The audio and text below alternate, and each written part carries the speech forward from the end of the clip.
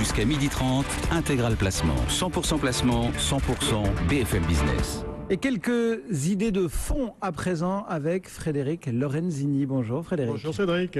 Les premiers résultats publiés par les sociétés cotées n'ont pas toujours enthousiasmé tout le monde et la bourse n'a pas toujours très bien réagi.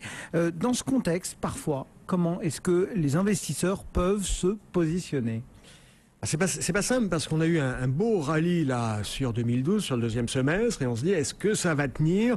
Les publications, vous l'avez dit, ne sont pas euphorisantes. On a quelques-unes, mais enfin bon. Oui, mais Peugeot, c'est pas ça. Société Générale, c'est pas ça. Page jaune, BIC, c'est pas ça. Là, on a vu le PIB sur le quatrième trimestre, c'est pas ça. On a eu une croissance zéro en France.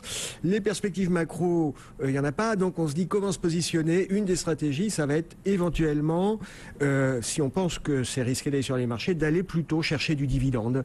Et on le voit ce matin avec EDF, par exemple. Voilà. Le dividende, c'est même si le marché ne monte pas, il y a un rendement qui est servi. Ça peut être ça une des stratégies. Et il y a des gérants qui sont spécialisés dans ce type de cuisine. Oui, alors c'est pas de la cuisine, c'est une vraie gestion. Alors c'est une gestion plutôt patrimoniale, comme on dit, de bon père de famille. C'est pas toujours très flamboyant, mais ça donne, quand c'est bien fait, de bons résultats. Je pense à un fonds comme Tricolore Rendement. Sur 10 ans, c'est un fonds qui a fait plus de 6% par an sur 10 ans et qui, effectivement, sur des marchés difficiles, limite la perte.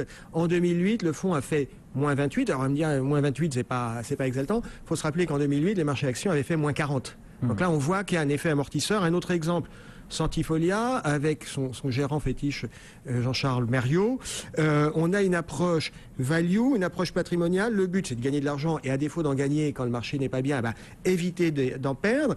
Et quand on regarde le portefeuille, on a des valeurs comme Lagardère qui en ce moment fait parler d'elle puisqu'elle est là un peu en bisbille pour voir comment est gérée la trésorerie de Canal+. Donc ça c'est des approches patrimoniales qui disent on ne sait pas comment les marchés sont orientés. Jouons le dividende parce que ça permet d'amortir. Vous avez évoqué quasiment que des produits entre guillemets actions françaises. Oui. On peut se diversifier sur l'Europe Alors on peut se diversifier à l'international sur l'Europe, sur le monde. Actions françaises, oui, mais aussi Petercam, Europe Dividende. Alors là, c'est un outil pour se diversifier. On a une bonne diversification géographique. On a plus de 20% investi sur le Royaume-Uni. Sur 10 ans, là encore, un rendement. 6% par an sur 10 ans, c'est attractif.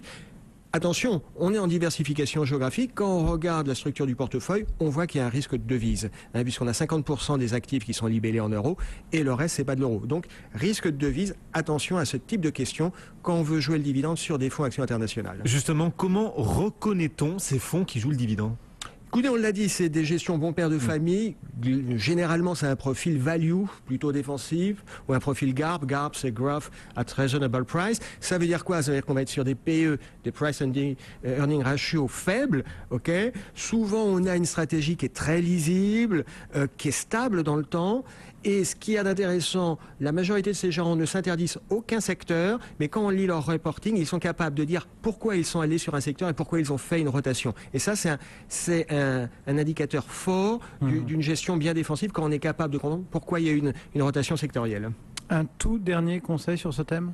Un tout dernier conseil, c'est qu'on parle beaucoup effectivement de ces approches défensives, dividendes, et on se dit c'est le moment d'y aller. Je crois qu'il ne faut pas être trop opportuniste en matière de sélection de fonds. Je crois qu'il faut, si on y va aujourd'hui, c'est pas pour 6 mois, c'est pas pour se dire dans un an, ça y est, maintenant les marchés repartent, je veux acheter de la croissance. Si on y va, c'est parce qu'on a une option de long terme et pas uniquement pour faire un coup sur 6 mois. Merci beaucoup Frédéric Lorenzini, consultant chez MCV France. Et on parlait de dividendes. EDF annonce à la surprise générale aujourd'hui un relèvement de son dividende. Legrand annonce une hausse de dividende aussi de 7,5%.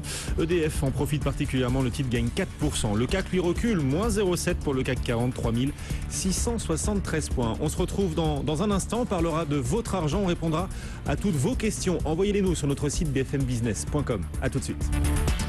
Tous les vendredis sur BFM Business, offrez un coach à vos économies. C'est votre argent, Marc Fiorentino. Retrouvez-moi tous les vendredis à 19h, on va parler de votre argent.